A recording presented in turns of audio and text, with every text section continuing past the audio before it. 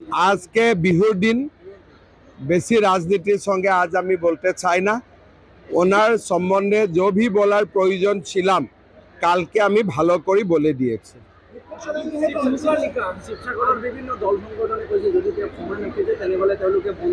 আমি এই বিষয়ে আবার বিহুর পরে আলাপ করবে। বিহুর দিনা আমি বেশি পলিটিক্সের কথা বলতে চাই না, ঠিক আছে?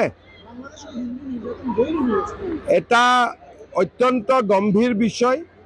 ভারত সরকার বিষয়টার উপরে সংজ্ঞান নিয়েছে। आमियो असम सरकार, असम का जनता सब लोग इसको कंडेम कर ही रहा है और हम लोग बांग्लादेश का हिंदू का साथ हमेशा खड़ा रहेगा।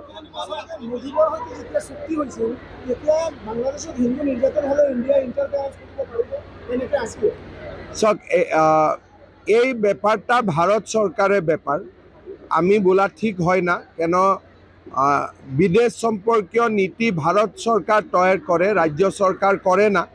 কিন্তু এটা কথা স্পষ্ট, আমি भारत सरकार के अनुरोध करबे और सब लोग मिलके ये हम लोग को सुनिश्चित करना पड़ेगा कि बांग्लादेश का हिंदू का ऊपर अत्याचार ना हो।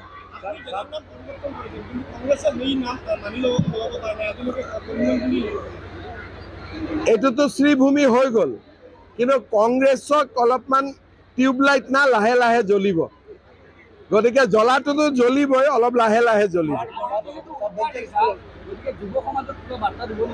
আজি সকলে উৰুকাৰ দিনা ফূৰ্তি কৰিব লাগে, ঘৰত পৰিয়ালৰ সৈতে, ডাঙৰৰ সৈতে, সৰুৰ সৈতে লগ লাগি আজি মিলা মিছাকৈ ভাত খাব লাগে। এইটো পৰম্পৰা। ইয়াতে মকৰ সংক্ৰান্তি, তাতে বিহু, আজি ভাল কৰি পালন কৰিব লাগে। আজকে আমি পলিটিক্সের কথা বলতে চাই না। পোর্টালটা অলমোস্ট তৈয়ার হয়ে গেছে, যে কোনো দিনে খোলা যাবে। যারা नियर अबाउट मोर देन 70,000।